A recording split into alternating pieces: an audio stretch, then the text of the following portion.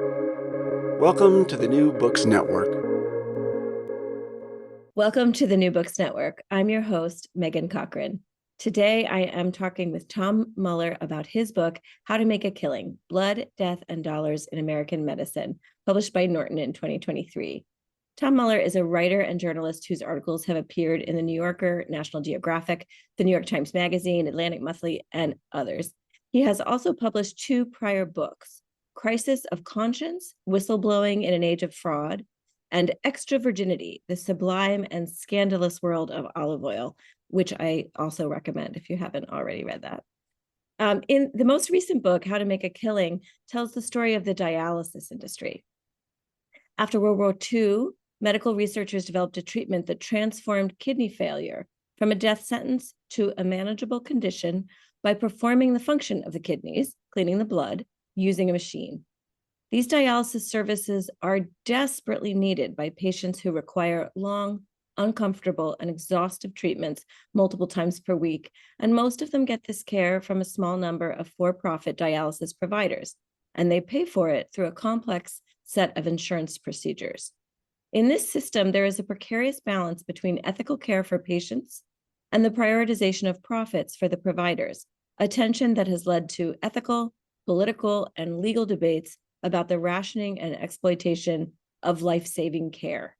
Tom Mueller's deeply investigated book includes a vivid account of CEOs who lead their companies with messianic zeal to drive revenues continually up while reducing the cost of that care.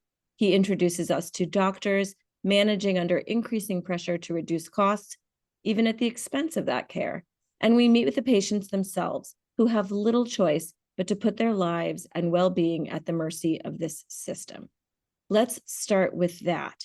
I first want to welcome you. It's such a joy to have you on the New Books Network. And can you start by telling us what dialysis really means for those patients who need it, what daily life is like for them, and a little bit about the range of treatments from emergency to routine care? Sure, Megan, and thank you very much for having me. Yeah, I mean, dialysis is, in a certain way, it's a miraculous thing because until dialysis was invented, at around the same time that kidney transplants were invented, you either got dialysis or you died. And when your kidneys packed up, you didn't have an option. The doctors made you as comfortable as possible, and the end came. So dialysis in itself is a life-saving treatment. But it's a very, very tough treatment. It involves the filtration of blood and removal of excess fluid in the blood, removal of toxins and byproducts of your own metabolism and so on, things that ordinary kidneys do 24/7 without us thinking about them. And I think it's actually kind of interesting that, we talk a lot about the brain and so much heart, and even the liver was for the Greeks the seat of the soul. But the poor kidneys have really gotten short shrift in most cases. But they're pretty miraculous. They are kind of the conductor of the orchestra of the human body. They're able to keep these balances day in, day out, and in a sense, it creates an internal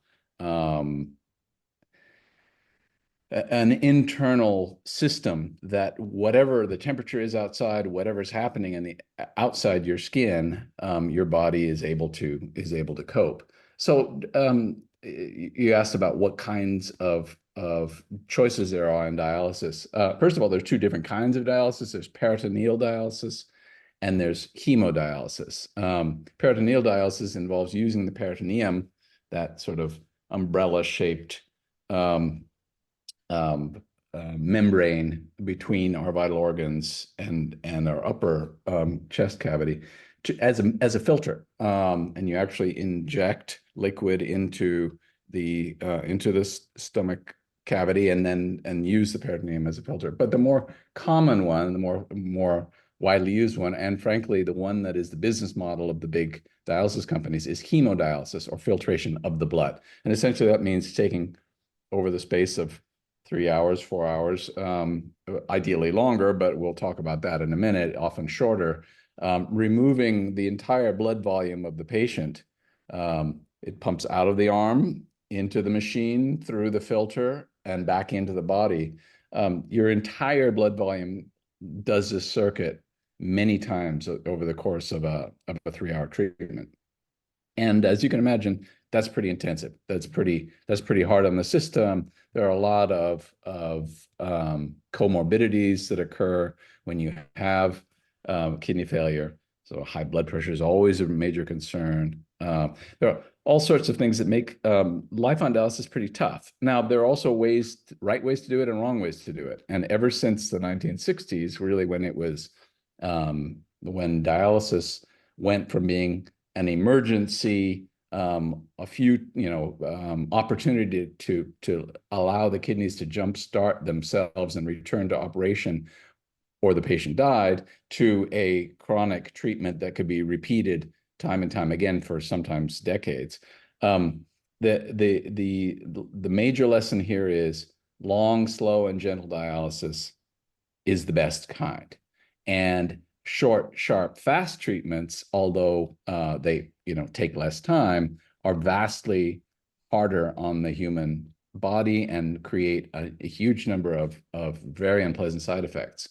And we'll talk about how long, slow, gentle treatment at home was kind of the original vision that Congress bought into in the 1960s and 70s when they agreed to pay for dialysis as the one and only major Medicare for all procedure.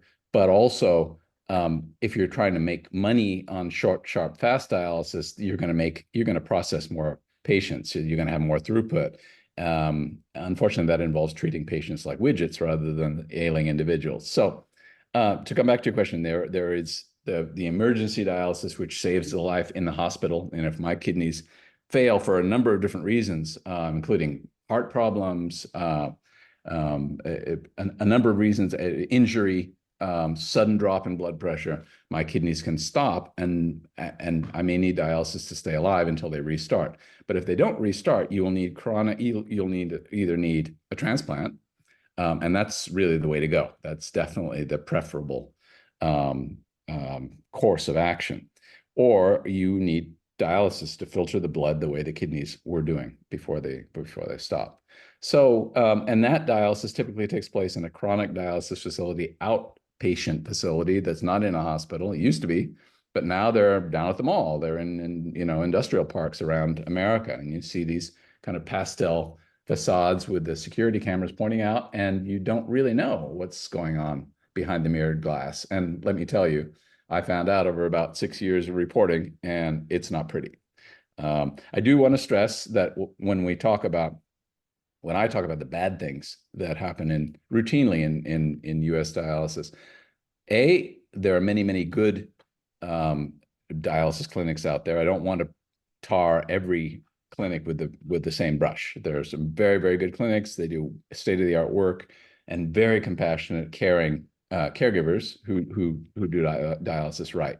So I don't want to condemn everyone. I also want to say that in my book, and all of this conversation is based on what I found in my book, I gave the major companies that I, call out for bad behavior the chance to respond. And several of those companies responded by saying basically that I was full of it, that none of the things that I said were true. Now, I personally, after 6 years of reporting, feel confident that they are, but I included their concerns and their denials where it seemed appropriate in the book. So I'd encourage people to read the book, weigh the evidence, look at my 60-odd pages of endnotes, and make up their own minds.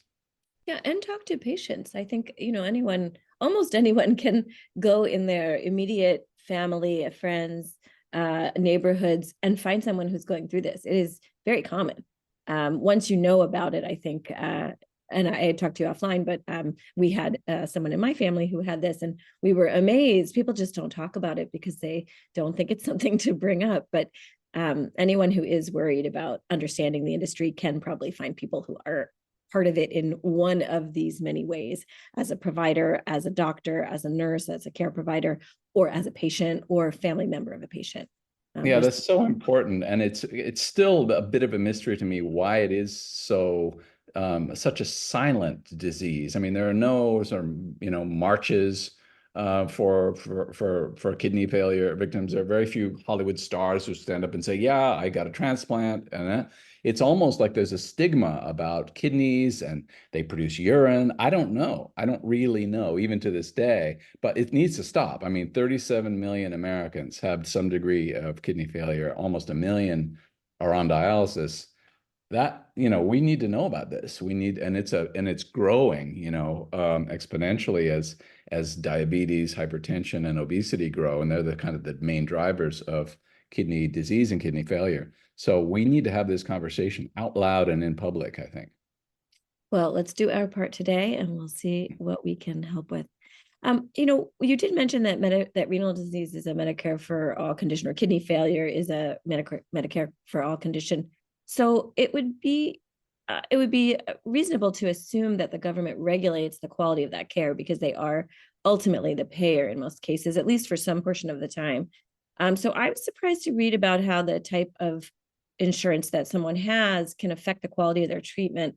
You talk about in the book, you talk about day-to-day differences. A little bit you mentioned already about the sort of the length of the procedure, but you went into a lot more detail about different ways that companies can provide different care. Can you talk about this difference based on the insurance type that people have, what that means, what that can mean, doesn't always, but can mean for their care, and also why these are tolerated? Why aren't these kinds of dangerous discriminating factors, why are they tolerated despite the regulation? Yeah, very good questions.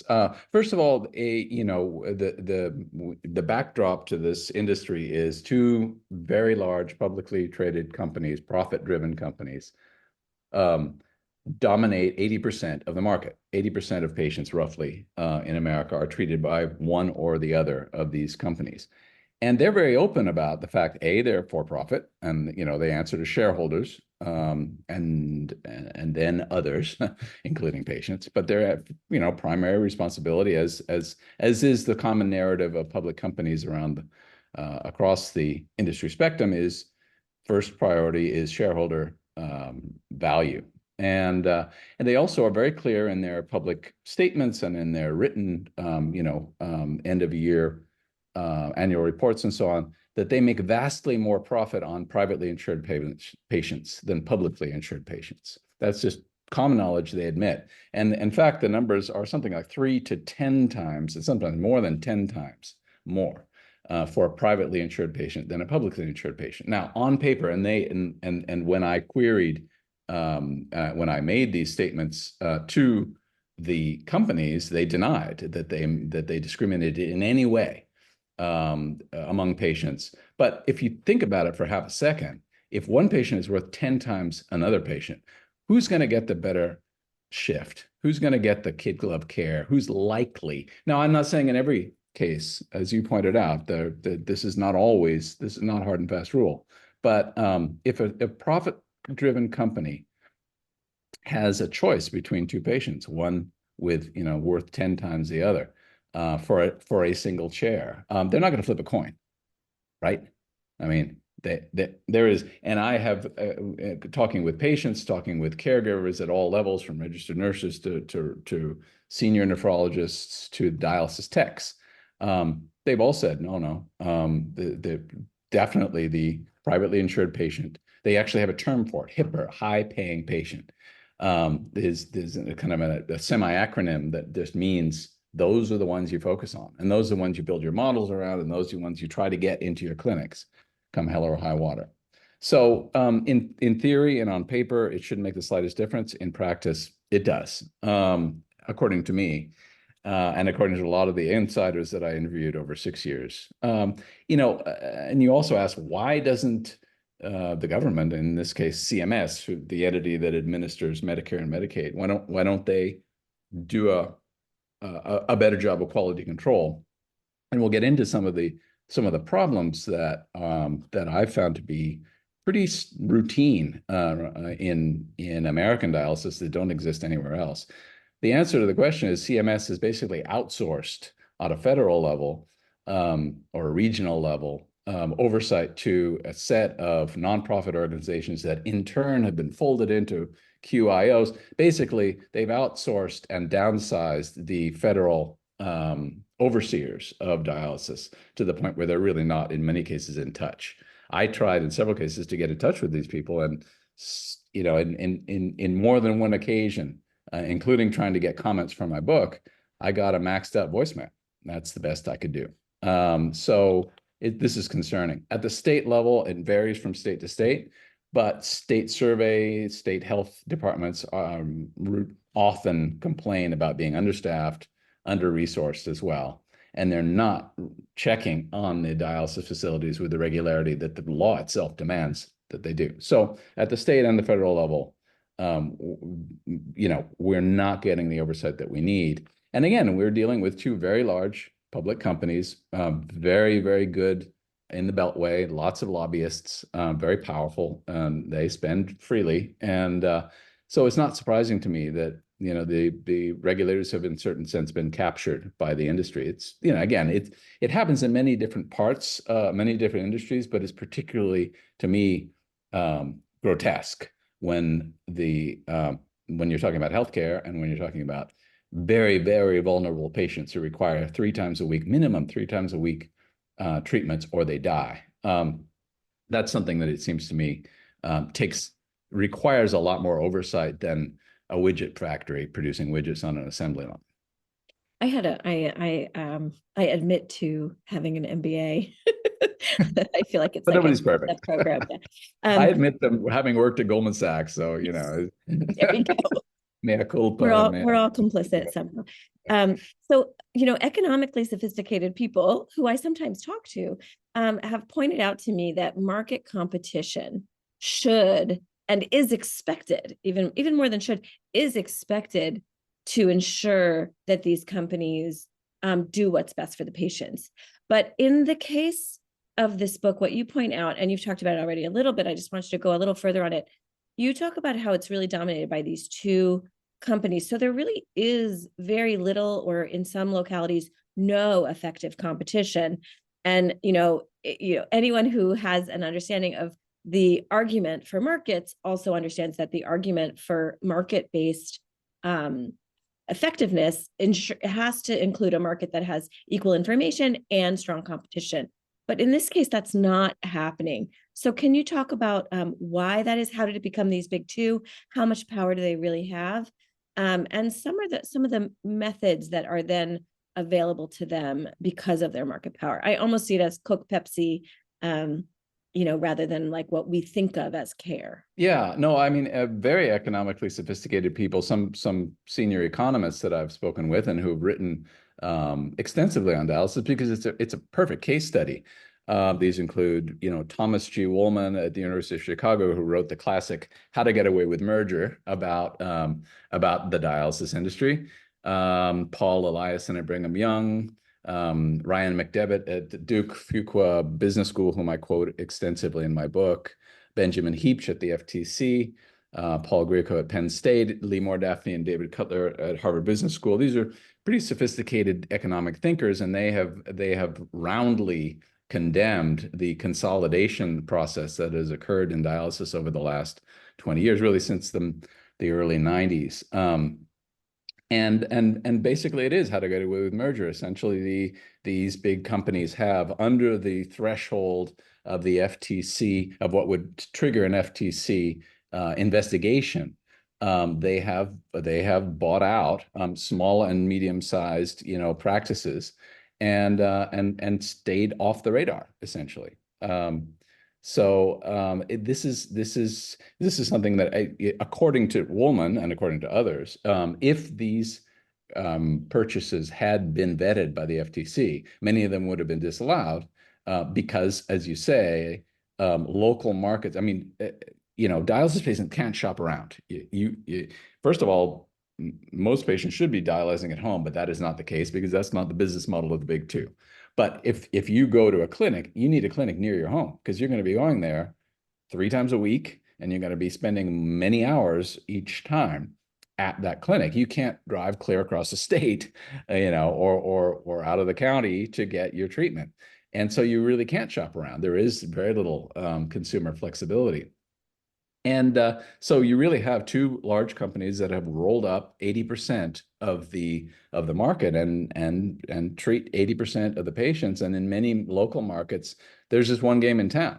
And that's a concern for patients because they don't have choice, but it's also a concern for workers and for nephrologists, who fundamentally don't have many options in terms of employment and can be in big trouble. One nephrologist whom I quote, Brent Mueller, in my book, said, if you go against your employer, one of the big two, you could become unpopular and you're not going to be asked to be the medical director anymore. You'll lose your contract. So, this consolidation, this monopoly power is an extreme problem. And how does this manifest itself? Well, these two big corporations, as I said, profit-driven, basically their finance people are running the show. This is a medical delivery of medical services, but ultimately, in a certain sort of way, it's like a hedge fund with an exposure to healthcare. I mean, the finance people are running the show. So they will do what everyone does in different industries. I mean, fast food medicine is a moniker now that's quite widespread, and it certainly applies here. You get as many patients as you can, high throughput. You standardize the care, so everyone gets the same care, cookie cutter. Again, it's like making burgers. And in fact, the former CEO and the founder of DaVita, one of the big two, he actually said, if he were running Taco Bell, he'd be doing exactly the same things because that's the way he sees this business. And, he's applauded by Harvard Business School and Stanford Business School, has written case studies about, he's a kind of a hero in the business community. But the results for patients are substandard, to say the least. So, you increase the throughput, you cut costs, so you cut staff, you get rid of some of the higher skilled staff who cost you more. You reduce materials, you increase certain kinds of drugs, decrease others where your margin's lower.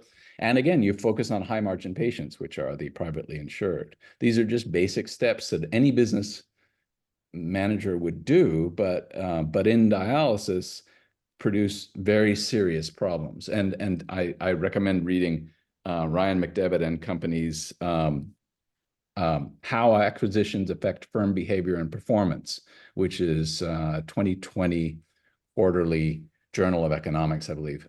Very, very sobering read, where it just shows how each of these financial decisions impacts the patients and what happens when a private, a physician's, a nephrologist practice is bought out by one of the big two. What happens to the patients? It's the same patients, same place, the perfect sort of experiment, if you will. And the results are not good for patients, for morbidity, mortality, number of transplants.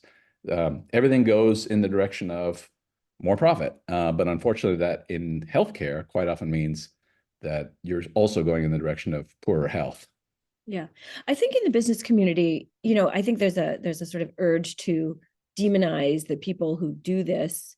And if you listen to them, which I do, what they're saying is that it is a business and they're doing the business. And I think that there is an assumption, which your book, essentially disproves, but an assumption that there's a baseline of care, a level of, we would never cross that line, right? It's healthcare, like we wouldn't cross it. It reminds me a little bit of what we have seen recently in airline travel, where you just assume that there's this basic line of care and a basic line of doing what's best for the industry as a whole and for the people whose lives are entrusted to it. And that's just not happening in some cases. And the problem is you don't need that many cases for it to be a disaster. I was really struck by one passage in your book. You wrote, many Americans and many American MDs no longer consider medicine a higher calling, merely the job of providing medical services in a free market. Healthcare as a commodity. Many of us accept without qualm, still the quotation, many of us accept without qualm the objectively odd notion that a healthcare firm's success can be measured primarily by such metrics as market share, stock price, and profitability, rather than by the well-being of its patients. When I read that, I mean, it was like a gut punch. And B, I had to like stop reading and think about it. We've sort of assumed that all the people being, good people doing the right thing will know where that line is. And the truth is that people don't agree on where that line is. They don't agree on how many people should, can die or be uncomfortable or anything like that. So can you talk a little bit about how this plays out, and particularly within the companies? How do the companies get their employees to do things that they know are wrong for the patients and that they may objectively, not want to do, and yet they feel like they're pressured to make this trade-off? Yeah, I discovered dialysis while writing my previous book on whistleblowing. And really ultimately what my book about whistleblowing is organizational behavior and why it is that a few people speak up when the rest are just in lockstep moving forward. And there's some basic rules that were discovered in the 40s, 50s, and 60s and codified by some great, the pioneering social psychologists. And Irving Janis is a good example, groupthink. Um, when your organization, particularly when your organization has this sort of higher calling as medicine does, and we can also think about universities, NGOs, trying to stop hunger, these sorts of things, then the tendency of people within that organization, to espouse it and really feel, wow, I'm doing God's work here, and be very excited about that, are strong. And the tendency for them to criticize or be critical of, or even to see clearly what's going on, is diminished. Now, some people have that sort of rock solid moral compass, and they know as one whistleblower told me, I'm a rules girl. I'm a black and white kind of girl. I see things, and she did. Donna Bushy at Hanford Nuclear Reservation in Washington. But most people don't. And most people just kind of, they look around and everyone else is doing this. And wow, it's a hugely successful public company. And our CEO is on the front page of the New York Times. And we must be doing right. And hey, we're healing people. If we didn't do this, they'd die, right? So there's lots of stories you can tell yourself. And also there's the smaller version, smaller scale version of, if I don't do what they tell me to do, I'm going to lose my job.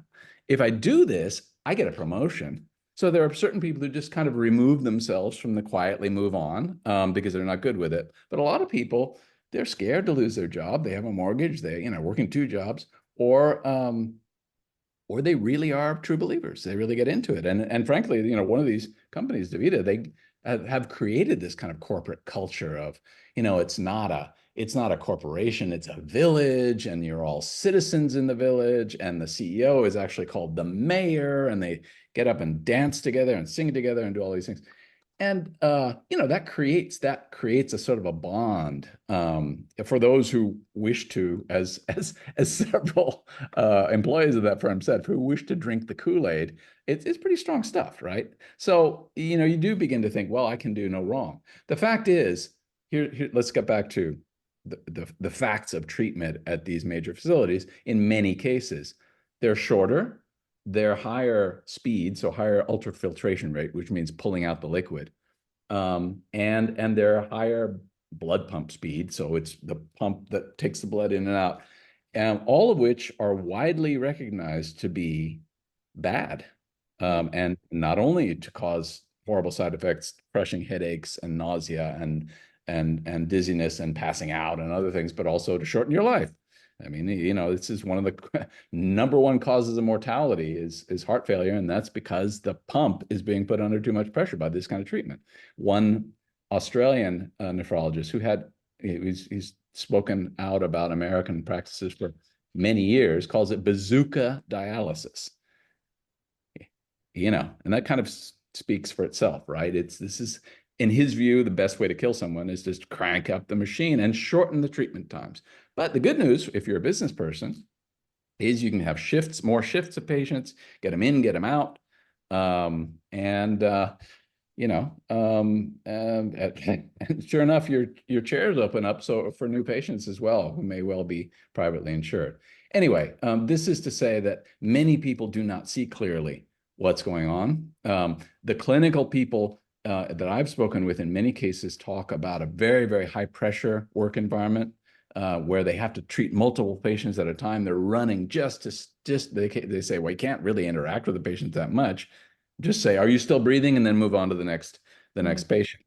And these are people who really, they're deeply troubled by their work environment. They realize that they're not serving their patient's best interest. But if you have two companies that control 80% of the market, the job market is pretty close to you, right? So it's not easy to shop around. And frankly, it's not just the big two that do this too. The smaller players, in many cases, even the pseudo nonprofits, are really run with the dollar in mind. So yeah, I think that, and many times these workers are the workers that are aware of what's going on, and they're the actual healthcare, the techs and the registered nurses, and to a lesser extent the the nephrologists, which seems weird, but they spend a lot less time in many cases in the facility.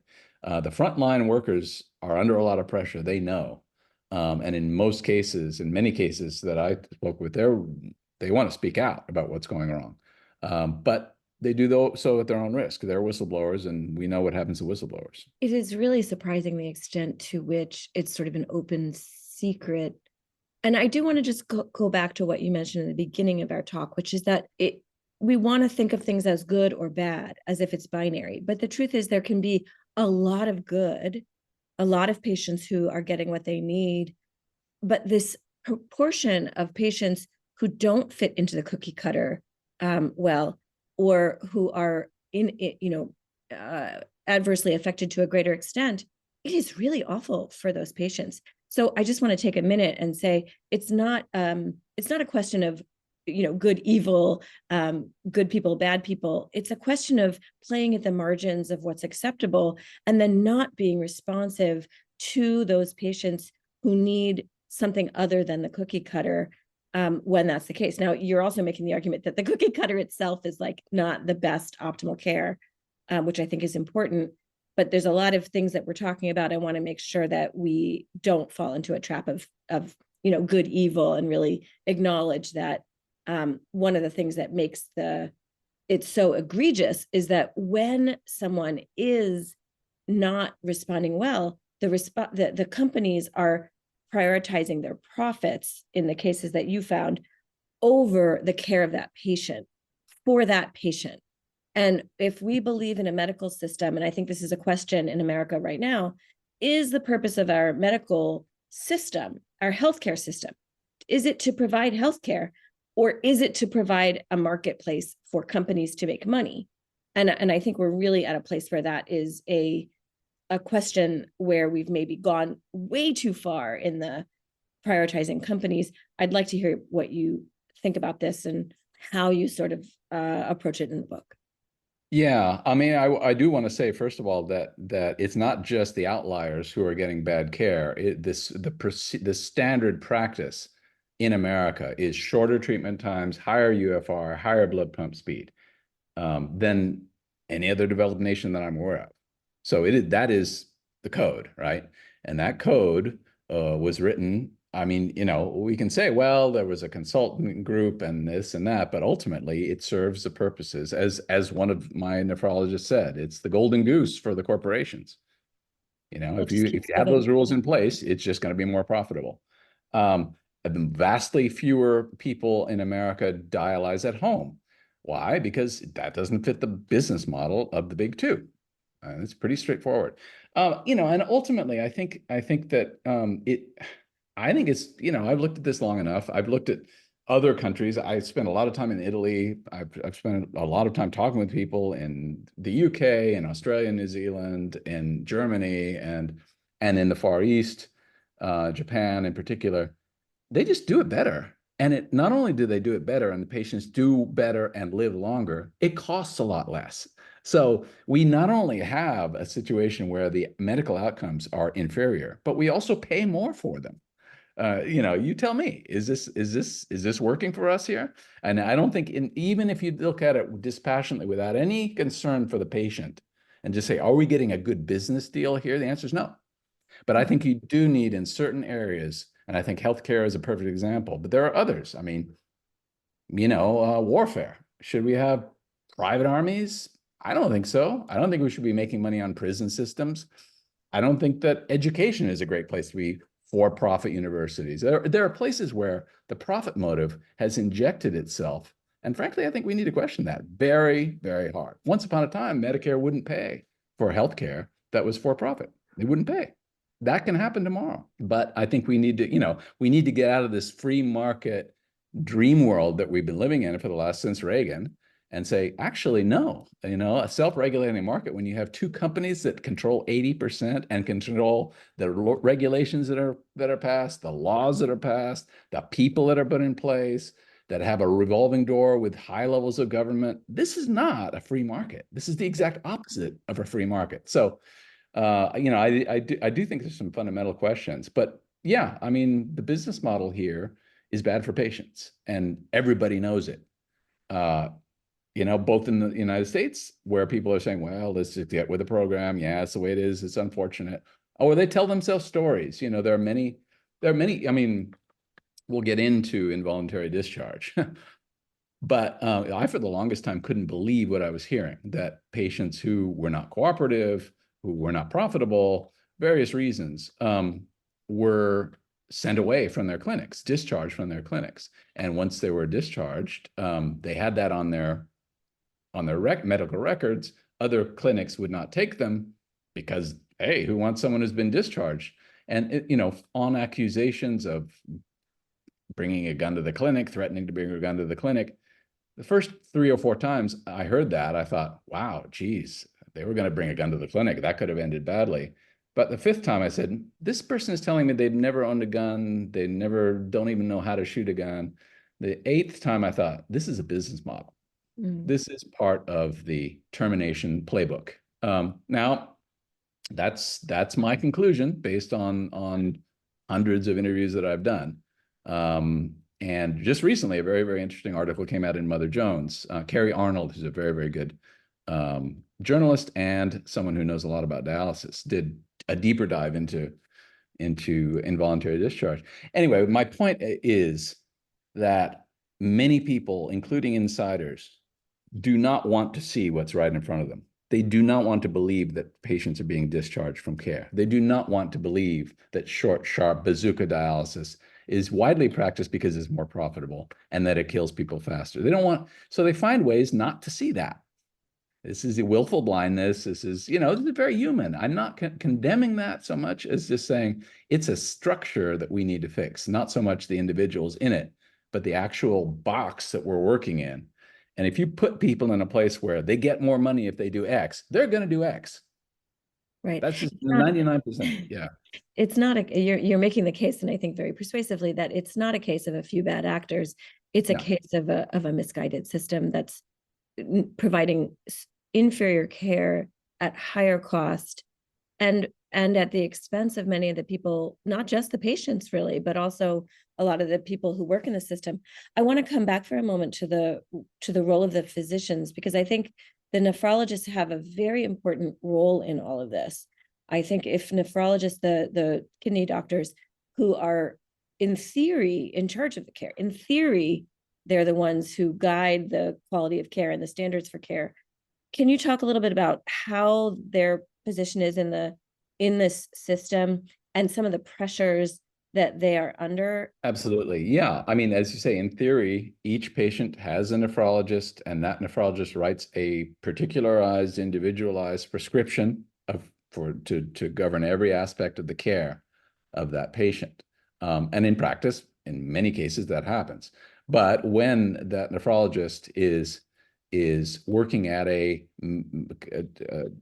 dialysis facility of one of the big two, which again, if they control 80% of the territory, you're probably going to be working at one of the big two, chances are, then they have a corporate protocol to deal with. It's a bit like, insurance companies have these sort of, protocols of what will and will not be allowed, what medications will and will not be, very similar. And again, if, past analysis has shown that those protocols tend towards the maximization of profit rather than the maximization of health. And they certainly tend towards one size fits all. And neither of those things is good for patient care, because people are not widgets, they are not Taco Bell burritos, and you can't make them all the same. In fact, if you try, you'll hurt a lot of them. So nephrologists have had, and many nephrologists have told me, look, this is on us to a large extent. We gave away the power of the pen. The prescription pad was ours and still is ours, but we didn't have, the gumption to stand up and say, no, I will not. Some nephrologists did, and some even sued the companies and won, but most of them just put their heads down, got with the program, but are not happy about it. They're not happy about the outcomes. I think that's, there are 10%, well, these are rough numbers, but a small minority that said, no, I won't do that. And, there are many university medical centers and other places where you can practice nephrology and not be working for the big two. Then a vast majority just put their heads down and said, okay, well, this is how the game is played, so we'll just play this game. And again, there's a lot of talk, and not just in nephrology, but everywhere, about the business of medicine and how you're an entrepreneur, and more and more MDs are getting MBAs, and more MDs don't ever want to see a patient. There's an interesting survey that I saw recently that 20% of the graduating class, last year's graduating class in a set of medical schools, never wanted to see a patient. That's, so you sort of think, well, I mean, you're a race car driver, but you never want to go to a race. I don't know what the proper comparison is, but it seems odd. But anyway, I mean, the idea of business of medicine is very, very, very deeply ingrained by now. And then there's a tiny percentage of nephrologists who actively draw people into dialysis before they need it, are really cashing in. Since my book came out, I've had something on the order of 2,000 messages from insiders. Haven't had a peep from major media outlets, book reviews, not a single word, which is interesting because, but it's a tough subject, I guess. But I have had an amazing number of emails and messages and so on from insiders, and several nephrologists said, look, you should really look into this unnecessary dialysis, and let me tell you where it's happening, and let me tell you the names of the people who are doing it. And that's obviously sensitive information and needs to be analyzed before it can be trusted. But is sweeping people into dialysis before they need it. That's it's something I talk about in my book. Tell us how that works. Like, what would be an example for a patient of how they might get swept into involuntary dialysis? Well, you trust your doctors to give to see what's best for you. I quote Stephen Rosansky, who's a nephrologist who worked for the VA for a while, for a long time, very distinguished nephrologist at the VA. And he said, it's just easier for doctors to put people on dialysis than it is to try to monitor their care outside of. So they may not have an estimated glomerular filtration rate, EGFR, which warrants dialysis. And again, the numbers in the States, you can have much more kidney function in the States and still go on dialysis than you do anywhere else. And I'll let you guess why that would be. But once again, our standards are much more dialysis friendly, pushing people towards dialysis than they would be in any other country that I'm aware of. But also, they may measure something like creatinine and say that, but people are asymptomatic. They're not actually showing any of the symptoms that one would expect from, imminent kidney failure. And, I've talked with doctors who've said, my partners are pulling people in on the basis of one test, creatinine, which is by no means sufficient. And let me tell you where this is happening. So it's a major concern. Again, how you test that, and again, there's this sacrosanct clinical opinion, of the doctor. We'd have to unpack all that. But the fact is that, at least according to my research and the subsequent messages I've received from reliable sources, a lot of people are just being hoovered into dialysis that really shouldn't be on it. They're not getting educated about alternatives. Many people that by law must be told when they start dialysis about transplant. A lot of people I know weren't told about transplant, weren't put on the transplant wait list. A lot of people, you should be told about different options: home dialysis, peritoneal dialysis, none of that. This is, our way or the highway. And you go straight from your hospital bed where you just found out that your kidneys have failed to that clinic where you're going to get what they give because that's all they give, and you never get the education that you should be. So all of this is driven, I think, at the end of the day, well, it's driven by ignorance, it's driven by laziness, and it's driven by profit. So in that, there was a recent news article, and I'm not going to quote the person, the doctor, but there was and also I don't know if it was, I just read one article, so I just want to get your reaction to it. But in the article, it was talking about a doctor, a nephrologist, I believe, who was taking patients off of the transplant list. Now, why would that? Can you maybe respond to why you think that might happen? Why would a doctor do that?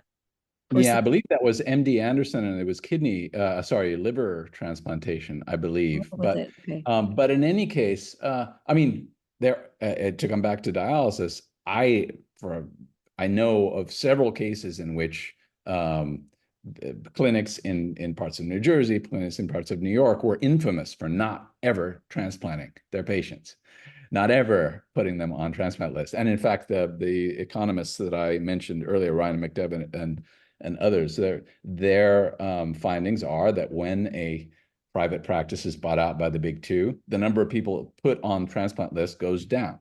Now, I'm not saying that there's some cabal of evil sitting, under a volcano in the South Pacific toasting evil and saying, I know what we're going to do. We're going to. But, again, when you have financial incentives that are very strong, and this is your cash flow, and you start to think of it like Taco Bell, you're just going to lean that way as a very distinguished. You'll make more money having the person go on dialysis for years. That's your cash flow. That's how you make money. Having them do a transplant, especially they transplant, they're out of there. They're not giving you any more money. You're not getting paid for them anymore. They're off. They're beyond your treatment. So, that's hurting your cash flow. And it seems weird to think of it in those terms. But again, if you're in the business and you've been taught to think of medicine as a cash business, that's the way you think of it. We talk about leakage from one hospital system to another. Leakage. I need better treatment from that specific individual, and she happens to work at another hospital system. You're telling me I can't go because that's leakage. That's the finance people running the show. That's a problem.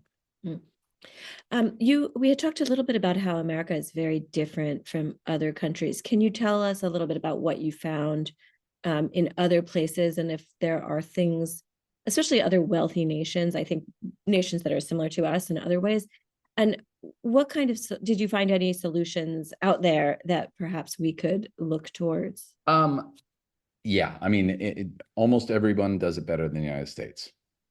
I mean, that's a short answer. Nobody does it worse. There should be a song about that. No, joking aside. I mean, the mortality is lower. The incidence of transplantation is higher. The level of care is better. The number of patients per nephrologist is lower. The total cost is significantly lower. All of these things mean that people do better on dialysis than they do in the States. And just one simple thing. The only place that I'm aware of where the term dialysis tech actually exists is in the United States. And I know a number of techs, and I think the world of them, and some of them are the most committed healthcare people I've ever seen. But everywhere else in the world, delicate operations like cannulation, where you stick a 15-gauge needle into people's, blood vessels, major blood vessels, and with potential big problems if it goes awry, that's done by a registered nurse, a registered dialysis nurse with many years of training. In America, it can be done by someone who just got a few weeks of training and they're learn as you go. And they're sticking 15-gauge needles into you, and let's see what happens. And sometimes what happens is not good, and that is a problem. You can't put that level of delicacy of care into the hands of someone without a whole lot of training and not expect some problems.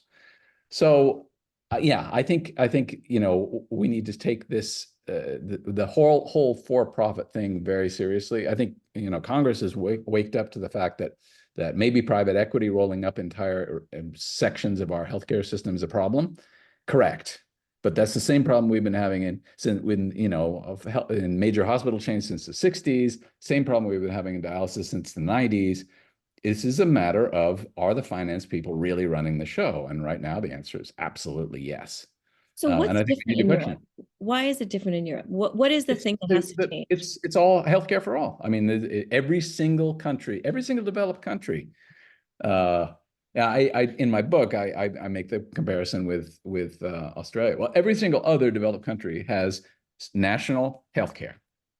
The government, as part of you being a citizen, allows you to vote, gives you education and healthcare, right? And healthcare in America is a privilege, not a right. But how are you going to have life, liberty, and the pursuit of happiness if you're sick and no one is going to cure you? And, I mean, this is, I think that we need to revisit that. And several of the nephrologists and other doctors that I talked with are just hopping mad because, everywhere else in the world, Australia in 1972 was in the same place as America, and America was just about to go there. I mean, we were just on the verge when dialysis was made Medicare for all. That was considered the first step in a very rapid transition into, and the Republicans, the Democrats, the AMA, the insurance companies, they all had a plan, an actionable plan for national health. And, when people say, oh, that can't work in America, it works everywhere else in the world. We're being fed a line of goods so that people can continue to make massive amounts of money. That's an outright lie. Of course it works. And so basically what's happening now is you have the government in Italy, you have the government and you have hospitals, and the government gives money to the hospitals to provide treatment for the patients. So basically it's the patient here and the government here. In America, you have the patients and you have the government, but in the middle, you have this vast monolithic bureaucratic and money-sucking entity called a for-profit corporation. Well, and the insurance companies also. And the insurance company, you name it. Yeah, exactly. Absolutely. They're part of the cabal as well. But you have this massive infrastructure in between that sucks out an enormous amount of profit. And yeah. It is stunning that we can provide worse outcomes at higher costs and still criticize other countries. And I hear this, I like to listen in on healthcare seminars and things like that. And I hear it even now. I hear it even after there are so many decades of sort of proof in other countries that it can work, and also a widespread understanding in the United States that it's not working. And yet it's so difficult. So I wonder, what do you think about this? And what do you think about sort of next steps? What do you hope would happen? Well, I mean, American exceptionalism, it can be good, but I think it's gone toxic when it becomes a line of goods for people selling us stuff at higher prices than we should be paying and lower quality.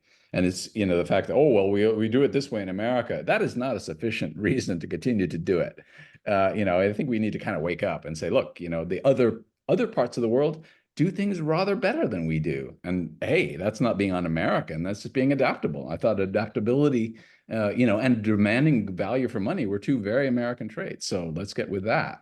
But yeah, I mean, what to do? I in the process of working on this book, I compiled a big long list of what to do. I mean, that's, if I were to have three takeaways from my book, I would want people to understand, and in my view, this is totally unacceptable what's happening right now in dialysis facilities. When you walk by that next facility in the mall, you need to know that chances are bad stuff is happening behind there, and you need to be aware of that. You need to get up in there and understand it.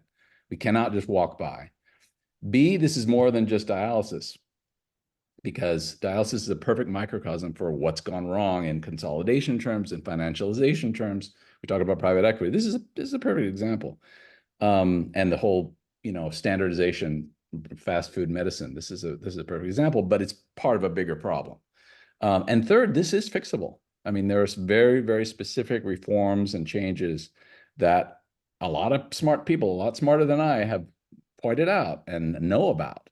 And we can start with more oversight. I mean, the CMS needs to clear out and refocus and rebuild the federal oversight, because it's totally captured. And state surveys need to have more funds. come down hard on systemic abuses. We talked about short, sharp dialysis, bazooka dialysis, involuntary discharge, blackballing, unnecessary dialysis. That stuff needs to stop, and people need to go to jail for them, not just be slapped on the wrist. Frankly, CMS, we talked about incentives. CMS needs to stop being the silent partner in all of this. They've basically been lowballing payments, which for a for-profit, world means you're going to be shortchanging patients. I mean, that's, ultimately the CMS needs to refocus on patient care, quality of care. And most importantly, we need competition. You were saying earlier, I mean, competition is the essence of getting things, getting people to do better. And we don't have competition right now. There's a lot of talk about free market, but this is a duopoly. Duopoly with many characteristics of a monopoly, given that, again, patients cannot shop around, workers cannot move, and in many cases, one big firm is the only game in town. Where are the technological advances that should have happened since the 80s? Nothing has changed, really. The machines are the same. People have just been milking that cash cow, and treating dialysis as fast food, and not improving, not creating wearable kidneys and better machines, and improving obviously the transplantation. So I've just run through a kind of a catalog. There are many more things, but they're doable. I mean, they're really doable. This is not a pipe dream. This is actionable. It just, people have to have the will to act. I have one other question along those lines, which is that it's still not clear to me, even after reading through the book and talking about it, doing a little bit of research, what does good care look like? Do we know, for example, and you don't need to go through what they are in their specifics, but I'm curious if it's known in the industry what good care looks like. Like, is there a way to evaluate success? If we're saying let's not call success about market share, profitability, growth of the company, that sort of thing, but instead we want to focus on patient success. Does the industry know what that patient success looks like, how to measure it? Could they tie the payment to the patient outcomes in some way? Do they have that data, that information? Absolutely, they have that data. CMS has demanded that data since day one. And the easiest one is mortality. How soon do your patients die? Well, guess what? Every 4 years, the average American patient dies on dialysis. It's half that in Europe and a third or less that in Japan. And that's not good. But basic things about the duration of the treatment time, the ultrafiltration rate, the speed at which the liquid is removed from the blood pump speed, and various other measures in infection rates, heart problems, and various other things. These are not being effectively enforced by CMS. The data is in many cases gathered, but it's not acted on. So but tomorrow you could say, look, everyone who is doing bazooka dialysis with short, sharp, fast treatments gets penalized, not penalized 1 or 2%, which is a sort of the ridiculous slap on the wrist that CMS has gotten very good at, but 50%, and then we take away your license. Again, this has to be real. I mean, people have to look at the human outcomes here, and how long people live, what kinds of crushing symptoms they have or don't have. That is fundamentally important. At the end of the day, since the 60s, it has been widely recognized that home dialysis at your own speed, with you as an agent of your own care, taking responsibility, taking control of your chronic disease, is a fundamental thing. It's a fundamental thing for your overall health. It's a fundamental thing for your psychological health as well. It's true of most chronic diseases, that the more engaged a patient is, the better the outcomes. They don't feel like just, at the mercy of the gods and of cruel fate. It's true of dialysis in spades, and yet America has one of the lowest home dialysis rates in the country. There's been talk, and interestingly, Alex Azar, who was the Health and Human Services Secretary under Trump, whose father had been on dialysis for years before he got a transplant, he wrote a pretty visionary executive order, which Trump signed in 19, I forget exactly when, but he, and one of the key things was get people onto home dialysis, get them on as much as possible, transition to home dialysis as the default. And again, if you're big companies, their business model is elsewhere, they're not going to embrace this. Well, CMS has the right to deny them their payments. I mean, the government has the leverage. It's just that the government, when I always laugh when people talk about big government is doing this, and the big government is hollowed out by the corporations. I mean, they're a sock puppet for many corporations, and unfortunately, dialysis is a good example of that. How ultimately our government, we the people, need to do better at overseeing what's going on. But yeah, it's widely known what makes good dialysis. It's widely known how to measure that, and I think it's pretty clear how one could enforce it. We just have to have the realization of how bad things have gotten and the will to make them change. Well, I think that's a great place to leave it. Before we go, I want to ask you for two things. One, if you could just sum up, like, what is the one most important thing you want people to take away, like the one sentence for someone, and then I want to hear about what books you have to recommend for our listeners. So one sentence. Okay. Our society must do better in dialysis to protect our most vulnerable patients, but also to learn how to fix our overall healthcare system. Beautiful. That's my one sentence. And I'd like to recommend two books. One is specifically about nephrology and the kidneys and so on, by Dr. Paul Kimmel. It's called The Body's Keepers, and it's a really interesting read. I mean, he is, unlike myself, I'm a journalist, I'm not an expert. He's an MD, a renowned clinical nephrologist and researcher, and he really delves into what an amazing organ the kidney is, and how how these massive problems in healthcare delivery play out, and just how bad the structural racism and financialization have gotten. It's a very powerful book, and very well worth reading. And another one, if anything, even more moving, is by Carl Elliott, who's an MD, but also he teaches philosophy, PhD philosophy degree, and he is a bioethicist at the University of Minnesota. And he's just published a book called The Occasional Human Sacrifice, which is a look at whistleblowing in the healthcare space. He himself is a whistleblower, specifically in human testing of drugs, and he fought a very long and lonely battle, and learned a lot about whistleblowing. But also, this book really gives you a sense of the medical profession, and that notion of how a career in medicine is, you really have to enter this world of medicine, and it's like learning a new language. Moving to a foreign country is the analogy, and yet that's dangerous, because you can lose sight of ultimately of morality and a sense that that cruelty is cruelty no matter who does it, and someone with a white coat on doesn't get a free pass. So The Occasional Human Sacrifice by Carl Elliott is a fascinating to read. Great. And if you have time, I said last two questions, so I apologize for throwing another one in. If you have time, can you talk about what's next for you? Yeah.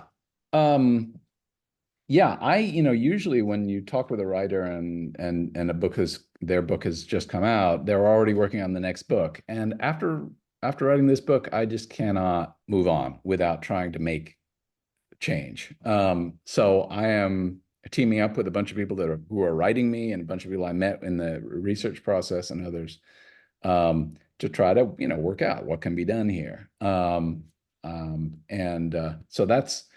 that's an interesting new kind of usually journalists say, oh, it had to be detached and objective, and basically that translates into not doing anything. But I can't sit comfortably. I can't sleep at night knowing this is going on. So I'm continuing with dialysis to a large extent. And is there, if anyone, is there a way for people to support you, or or help in any way? Do you have recommendations for people who are moved like that? Yeah, I mean, the first step is to contact me, and I think the best way to do that is probably through my website, which is www.tommueller, TOMMUELLER.co. It's not .com, it's .co. There's another Tom Mueller out there, a lot of us out there, who gets my emails and forwards them occasionally, but poor guy, I don't want to do that to him. So it's, yeah, www.tommueller.co, and my email is on there too. We can provide a link to that on the show notes. Oh, that'd be terrific. As Yeah, well. fantastic. That's no problem. Well, Fantastic. we'll leave it there for now. Tom Mueller, it has been an absolute pleasure speaking with you about your book, How to Make a Killing, Blood, Death, and Dollars in American Medicine. Thank you so much for joining us on the New Books Network. Well, thank you very much, Megan, and for the deep read that you gave and the excellent questions.